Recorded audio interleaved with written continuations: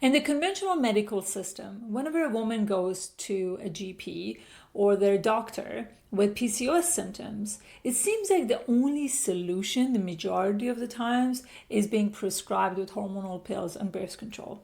And I wasn't an exception either. It took me a lot of suffering and challenging periods in my adult life to be able to take control of my PCOS, especially my cystic acne. My name is Hedi Shah. I'm a body worker and a mindfulness teacher, and I teach change makers to uncondition their bodies, their nervous systems, and their voices from systems built to keep us small, so we can stand, speak, and move through life with sovereign power. In today's video, I'm sharing with you my personal journey with managing PCOS and all the things that I've learned along the way. My PCOS symptoms started when I was 17 and 18. And from very early on, I've been put on different forms of hormonal pills. I've been told that this is genetic, and if your mother had it, then you will have it. And so many people have it. It's so normal. And also know that you may have problem getting pregnant, and you need to be taking birth control for as long as you're getting your period. And I was like, okay, so it seems like that's the only solution. And I looked at the women around me, and all of them were following the same rule book. And I kept moving forward, even though I knew that taking birth control gave me a lot of depressive symptoms. And I also had struggled a lot with cystic acne. Even though the hormonal pills helped with controlling my severe cystic acne symptoms, but it didn't fully heal them. So I had to go on some form of antibiotic every month to be able to have a skin that is not so painful when I was sleeping on my face on either side, and also making it a little bit more presentable. I kept moving on with this rhythm because I made to believe that that was the only path until 2013. My symptoms gotten so bad that I was bleeding for an entire year. And every time I went to the doctor, they said, oh, maybe this time around, try this new pill, try that new pill. And literally every month I was testing a new pill, hoping that my bleeding would stop. Obviously, that caused a massive deficiency in my iron storage. And then also my depression symptoms gotten worse and worse for obvious reasons. And then when I went and reported my symptoms, they're like, oh, you know what? Maybe it's about time for you to take antidepressant. And I was sitting there wondering, really? Like, I know I'm experiencing all of these, and I know that is contributing to how I'm feeling and all the stuff that is going on with my mood and my body and lack of energy. And because I took antidepressant for a few years when I was in my early 20s, I knew what it would do to me. And I knew that wasn't the answer, but I had no access to more information to be able to find a solution. And I remember one day as I was feeling really terrible, like feeling exhausted, feeling depressed, hating my body. And I always said, I felt like there was this like hard skin around me that I wanted to break out of this hard skin, but I couldn't. And then one day I woke up and I said, you know what? I'm taking all these pills that I know is making me feel terrible, and I'm still bleeding. It's not doing anything for me. And now I am forced to take antidepressant.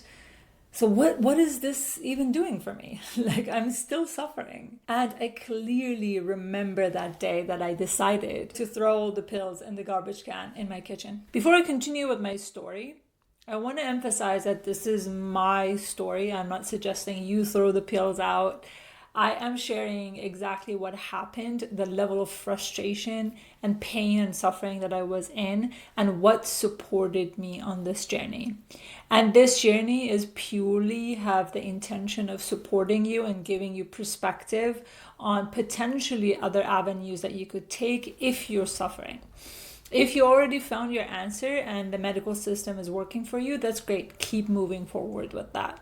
And asking that question and making that decision was the beginning of me figuring out a new path, and that wasn't easy. I started going to Chinese medicine practitioners. I started going to naturopathic doctors. At the time, I lived in Vancouver, so I was lucky enough to have plenty of choices accessible to me.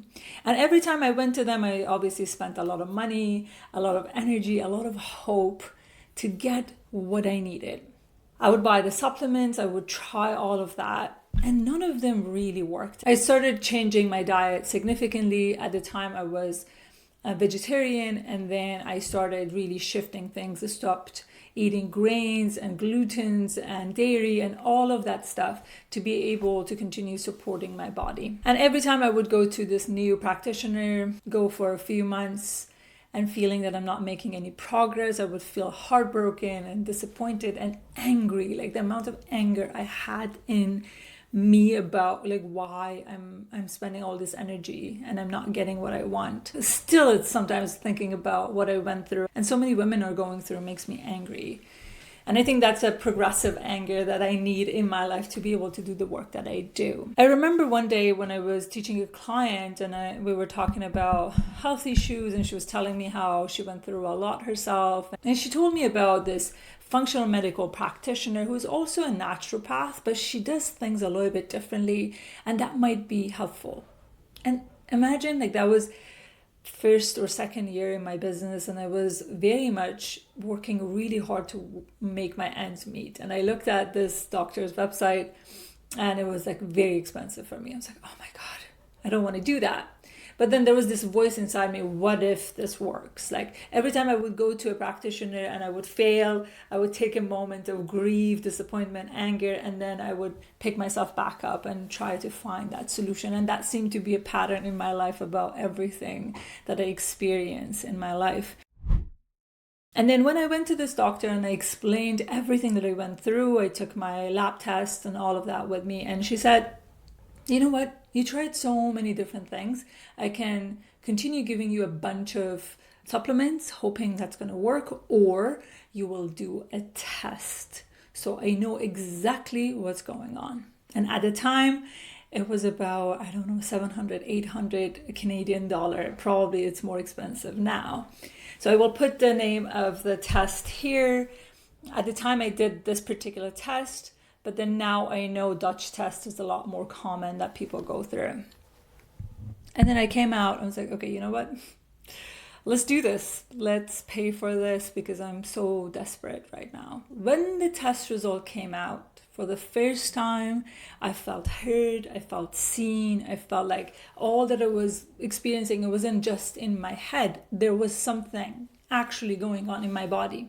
And the reason that the supplementations that the majority of the other practitioners or naturopathic doctors suggested wasn't working for my body, because my liver was working really, really hard to metabolize the excess estrogen in my system, which when the result came out, the excess estrogen level was so high that the practitioner at the time said, I think at least for a few months, we're going to go full on cleansing the system. And I could see a little bit of a dread in her system of like, oh my God, this is a lot higher than I expected. She said, I'm giving you some supplementations. There are strong supplementations. You're going to be on them for 2-3 weeks. And then if you don't notice any change, you have to come back because that is not working for you. And obviously the first round, it didn't work for me. I went back in, she changed the supplementation. And then in 2 months, I felt like I was being reborn. I can't explain that feeling truly to anyone because it was just living through my body. I would wake up every single day, look at my skin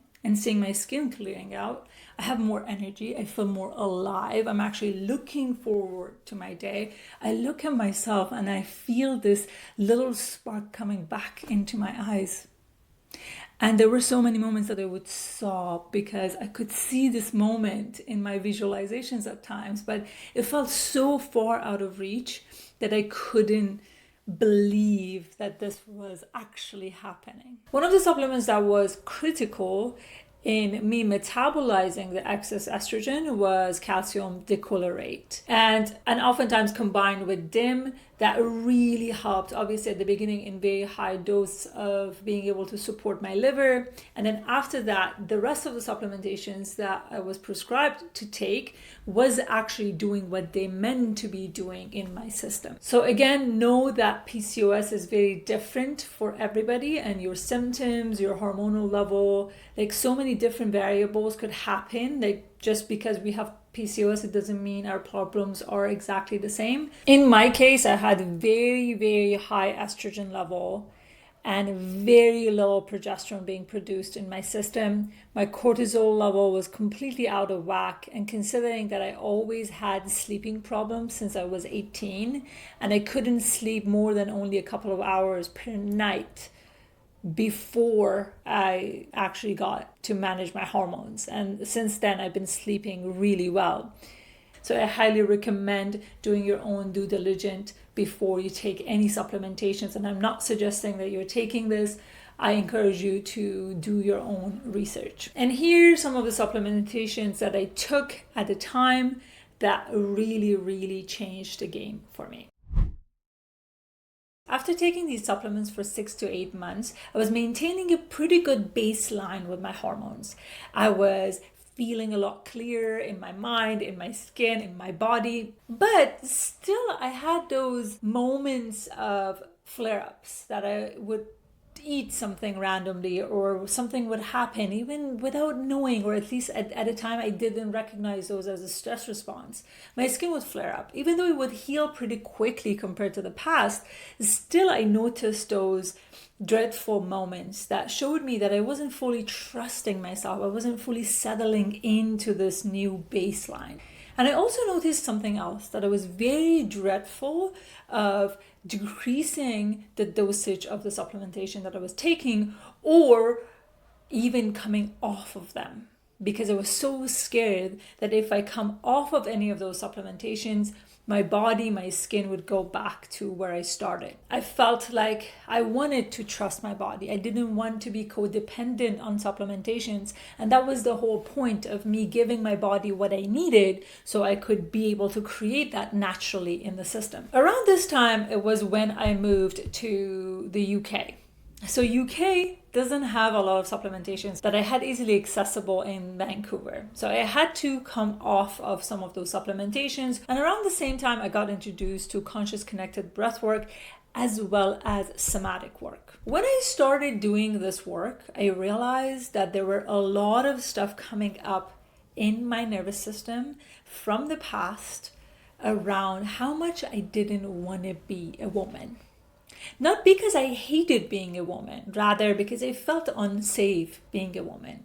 I began remembering the memories of my teenage years when I started growing boobs and how much I hated it. I cut my hair super short. I would wear really giant clothes to go out there and act like a boy. And I took pride in looking boyish.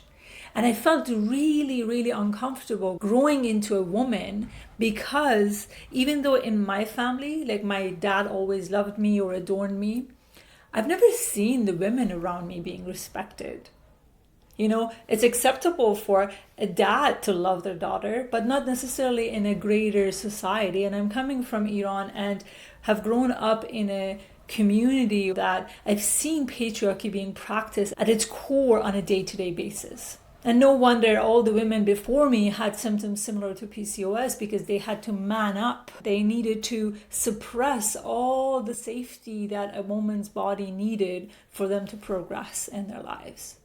And through somatic work and conscious connected breath work, I remembered and released so much through my womb. That was shocking. Like every time I would come out of those breathwork practices with the memories that I remembered, with the experiences that I experienced through my body, I was in awe of how I could not see this.